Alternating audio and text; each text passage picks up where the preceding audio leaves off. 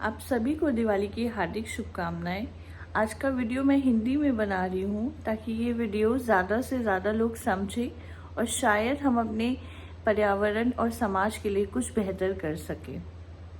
पुराने ज़माने से दिवाली के साथ बहुत सारे रिचुअल्स और कस्टम जुड़े आ रहे हैं।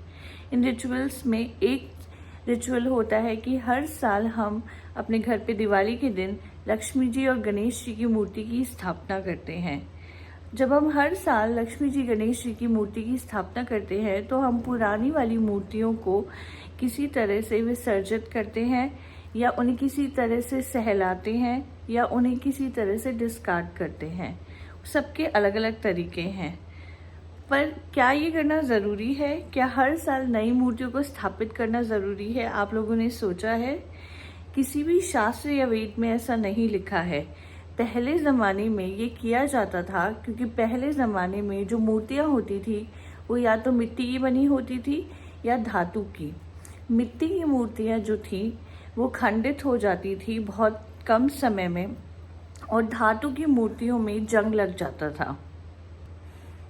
ऐसे में उन मूर्तियों को दोबारा से पूजा में रखना अशुभ माना जाता है।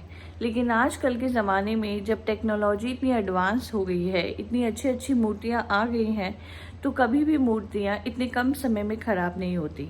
अगर हम हर साल इन मूर्तियों को बदलते हैं तो पुरानी मूर्तियों के साथ हम क्या करते हैं? क्या हम उन्हें पानी में विसर्जित करते हैं? क्या हम उन्हें ज़मीन में गाड़ते हैं या उन्हें पीपल के पेड़ के नीचे छोड़ते हैं या कोई और तरीके से? हम जो कुछ भी कर रहे हैं उससे हम हमारे पर्यावरण मतलब एनवायरनमेंट को नुकसान ही पहुंचा रहे हैं। अगर हम पानी में डालेंगे तो हम अपनी नदियों को गंदा करेंगे। अगर हम ज़मीन में गाड़ेंगे तो हम अपनी ज़मीन की जो सॉइल क्वालिटी होती है उसको ख़राब करेंगे। और अगर हम पीपल के पेड़ वगैरह के नीचे रखेंगे तो हम सिर्फ कूड़ा ही फैला रहे हैं।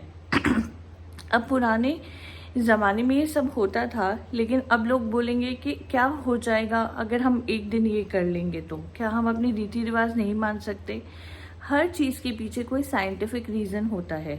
अगर वो रीज़न आज के ज़माने में एप्लीकेबल नहीं है तो हम उसको क्यों करें?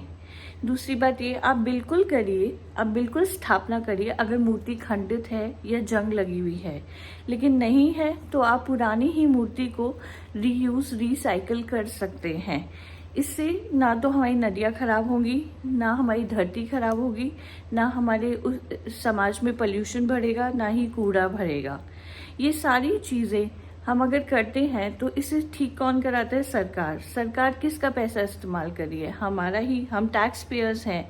हम हर चीज़ को खरीदने के लिए हमारी हर सैलरी से टैक्सेस करते हैं, हम जीएसटी पे करते हैं, हम कन्वीनियंस फ़ी पे करते हैं, हम सर्विस टैक्स पे करते हैं। अब आप बोलेंगे कि ये सब तो हम वैसे भी पे करेंगे, तो अगर नदियाँ साफ़ हो जाएंगी, धरती साफ़ हो जाएगी तो क्या फ़र्क पड़ता है? बहुत फ़र्क पड़ता है। बहुत सारी जगह हैं जब बहुत सारा डेवलपमेंट की अभी ज़रूरत है। अगर हम ये सारी चीज़ें नहीं करेंगे तो वहाँ पे उन चीज़ों का डेवलपमेंट होगा। सरकार तो अपना काम कर ही रही है अच्छे से, हम भी तो एनवायरनमेंट के लिए कुछ करें ना। तो कोशिश करिए कि अब से हम कुछ भी छोटा कदम इस्तेमाल करें जिससे हम अपने पर्यावरण को नुकसान ना पहुंचाएं। अब आपका ये भी सवाल हो सकता है कि एक मूर्ति का डिस्कार्ड करने से क्या होगा? हम 130 करोड़ की आबादी के लोग हैं, उनमें से कितने सारे लोग दिवाली मनाते होंगे। अगर सारी मूर्तियों को एक साथ लिया जाए तो कितना एक दिन में पोल्यूशन होगा, कितना एक दिन में नदियाँ गंदी होंगी और कितना एक दिन में धरती को हम नुकसान पहुँचाएंगे।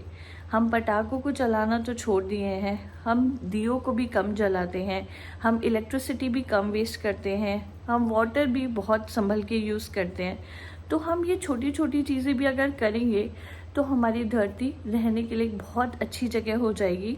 हमारी सरकार जो एफ़र्ट्स कर रही है उसमें हम कंट्रीब्यूट कर सकते हैं और हमारा ही पैसा बहुत अच्छी जगह से इस्तेमाल हो सकता है। तो आइए कोशिश करते हैं कि हमारे हर छोटे एफ़र्ट से हम अपने त्योहारों को, अपने समाज को और अपने पर्यावरण को बेहतर बनाते हैं।